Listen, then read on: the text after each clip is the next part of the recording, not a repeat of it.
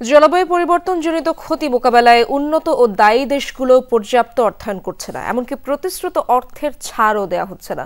PKSF আয়োজিত এক অনুষ্ঠানে এমন তথ্য জানান নীতি নির্ধারকরা। জলবায়ু পরিবর্তন মোকাবেলায় বাংলাদেশের $29 বিলিয়ন বেশি তহবিল প্রয়োজন বলে জানান বক্তারা।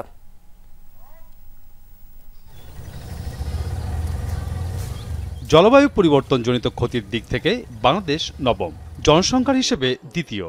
অথচ বাংলাদেশ বৈশ্বিক জলবায়ু পরিবর্তনের জন্য কোনোভাবেই দায়ী নয়। Navigating climate finance media training এর উদ্বোধনী অনুষ্ঠানে বক্তারা বলেন, জলবায়ু পরিবর্তন শুধু অর্থনৈতিক ক্ষতি ডেকে আনছে না, সামাজিক খাতেও নেতিবাচক প্রভাব ফেলছে। জলবায়ু পরিবর্তনজনিত কারণে ক্ষয়ক্ষতির প্রকৃত তথ্যপাত্য বৈশ্বিক অঙ্গনে যথাযথভাবে উঠে আসছে না বলে মনে করেন প্রধান উপদেষ্টার প্রেস সচিব শফিকুল আলম। ক্লাইমেট চেঞ্জ আপনার রিজিওনাল ইনস্টেবিলিটি তৈরি করে।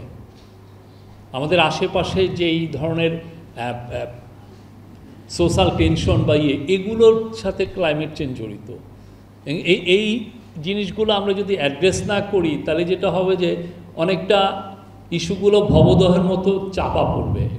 জলবায়ু পরিবর্তনজনিত ক্ষতির জন্য দায়ী দেশগুলো পরিস্থিতি মোকাবেলায় পর্যাপ্ত অর্থায়ন করছে না।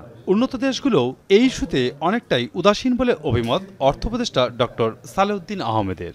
$20 বিলিয়ন আমাদের 1-1.5 বিলিয়ন IMF থেকে আনতে আমাদের যান বেরিয়ে যায়। 1 মাস 2 মাস কথাবার্তা বলতে হয়, মানে আমরা এবার $5 বিলিয়ন নেগোসিয়েশন করে। আর অতএব সহজে তো অর্থ আসবে না।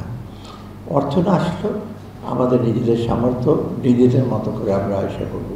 জলবায়ু পরিবর্তনের জন্য বাংলাদেশ যে ধরনের ক্ষতির শিকার হচ্ছে তা তুলে ধরতে গণমাধ্যমের প্রতি আহ্বান জানান পিকেএসএফ এর চেয়ারম্যান। পৃথিবীর সবচেয়ে বেশি ক্ষমতাধর একটা রাষ্ট্রের প্রেসিডেন্ট, উনিও বিশ্বাস করেন না। ওনার পার্টিরও অনেকেই যারা পৃথিবী চালান ওনারাও বিশ্বাস করেন না যে ক্লাইমেটের এরকম একটা ইম্প্যাক্ট হতে পারে। এটা চলছে সারা বিশ্বে, আমরা জানি। এবং ওনারা যদি দেখেন যে কী হচ্ছে স্বচক্ষে, তাহলে বুঝবেন যে ক্লাইমেট চেঞ্জের ব্যাপারটা হচ্ছে। জলবায়ু পরিবর্তন মোকাবেলায় বৈশ্বিক তহবিলের পাশাপাশি নিজেদের সামর্থ্যও জোরালো করার পরামর্শ দেন বক্তারা। মাসুদুজ্জামান রবিন, যমুনা নিউজ, ঢাকা।